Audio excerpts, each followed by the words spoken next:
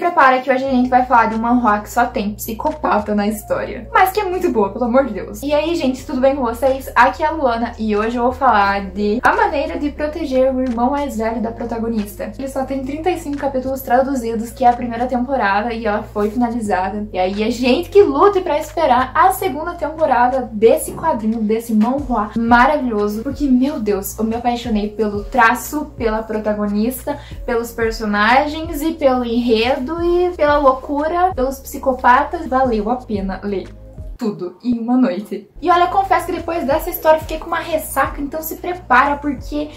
ai, deu um bloqueio depois que eu fui ler outros quadrinhos, porque eu não achava nada que me agradava ao ponto dessa história. Pese aí e veja o que é mais importante pra você. Ficar numa ressaca e ler uma história boa, não ficar na ressaca e não ler uma história boa. Então, né. E sem delongas, porque eu sei que você já deixou seu like nesse vídeo, eu vou te contar a sinopse da história da Roxana, que é a nossa psicopata principal. Essa história, meu Deus do céu, gente do céu, explodiu o meu sensor, porque eu já falei pra vocês que eu tenho um sensor de psicopata que apita, né? Esse estragou, gente. Foi pro concerto.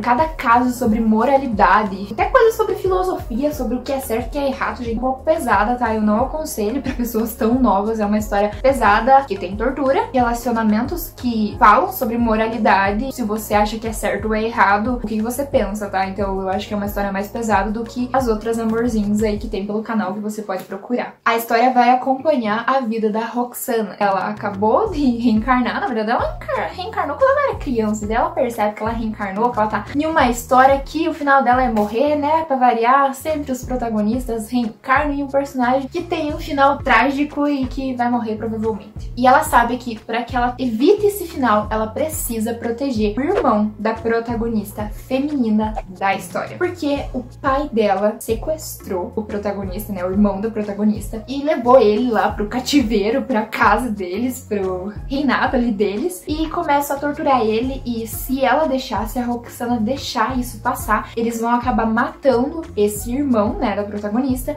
e no final da história ali, ela vai querer uma vingança e toda a família da Roxana será exterminada por causa desse acontecimento do passado. A Roxana, que é uma mulher que teve que treinar pra se tornar forte, porque ela é da família Grish, e a família Grish, ele tem uma estrutura de poder muito complexa sobre se as crianças não são fortes o suficientes, elas morrem e elas não conseguem assumir cargos de poder quando elas se tornam adultas. Então você precisa passar por várias tarefas para você se tornar um verdadeiro membro daquela família. E a Roxana não é diferente. Ela se envolve muito mais com venenos e também com a arte da sedução do que qualquer outra coisa. Por exemplo, ela tem borboletas venenosas. Na verdade, no começo da história, ela tá chocando uns ovos, onde vão sair borboletas que ela vai poder controlar. Aí já começa os pezinhos dos psicopatas, porque essas borboletas se alimentam do seu sangue e se você não for forte o suficiente pra contê-las, elas vão te comer vivo, porque elas vão precisar de alimento e se você não tem o que oferecer, elas vão atrás de você de um jeito ou do outro. E aí a Roxana dá um estralo na cabeça dela e ela vai cuidar do prisioneiro, que é o Cassis. E aí o Cassis Fedelium, ele é o carinha que é assim, meio que assim, gente, como eu posso dizer? Ele primeiro tá desconfiado, né, de que ela tem umas intenções por trás disso, ele não confia nela. Depois ele começa a se abrir no sentido de vou confiar nela, até que eles criam uma relação do tipo, vou salvar você, e aí o Cassis diz, beleza, você vai me salvar, então tá bom, vou acreditar em você. E aí eles começam a trabalhar juntos pra que o Cassis vá embora daquela casa. Como eu falei pra vocês, essa história é muito sobre moralidade, porque acontecem algumas coisas que fazem você questionar o que é certo e o que é errado. Por exemplo, a criação da família, né? Como é que é a questão das figuras de poder, quem que é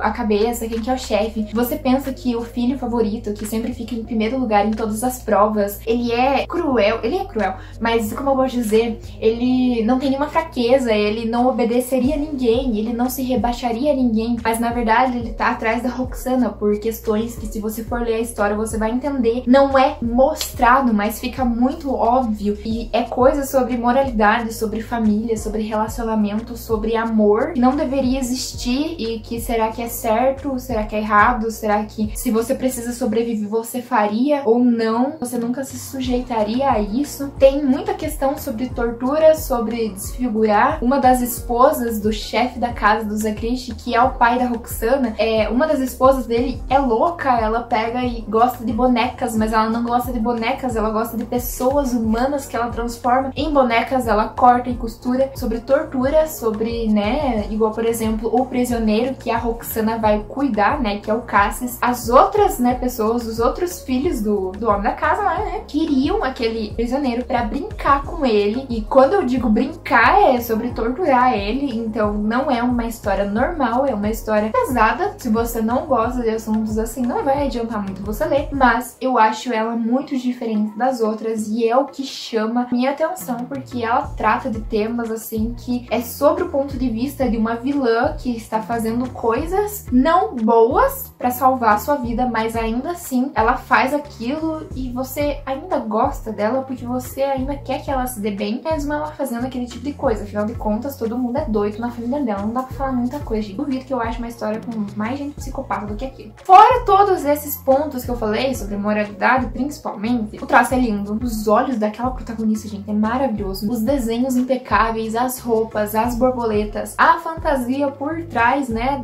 dos acontecimentos, a magia, o jeito que acontece. Por exemplo, os Pedelion, que é, né, o protagonista masculino, eles têm o poder de cura quando eles têm contato físico com as pessoas, no caso, quando se beijam, e aí ele consegue salvar a Roxana de um episódio lá que ela tava bem mal, porque a Roxana, como eu falei pra vocês, que ela tem um treinamento muito intenso, uma vez ela vai lá e toma muito veneno e ela, né, o corpo dela começa a mostrar sinais de que não tá tudo bem, e aí o Pedelion vai lá e, né, o Cassis Pedelion vai lá e cuida dela, o prisioneiro, e eles começam a criar uma relação, até que ele chega o dia em que ela precisa mandar ele pra casa, e será que ela vai conseguir salvar ele? Será que ela não vai conseguir? Depois, o que acontece? Porque se alguém descobrir que ela ajudou o Cassis a fugir, ela vai se dar mal, né? Porque afinal de contas ela traiu toda a família dela. Então, enquanto ela ajuda o prisioneiro a fugir, ela vai ficar num ninho de cobras que, se ela for descoberta, ela vai morrer. Ou pior de tudo, vai acontecer o que aconteceu na história, né? Porque aconteceu uma coisa lá que, se você leu, você sabe o que eu tô falando. Por mais que tenha toda essa loucuragem, gente, eu adorei essa história.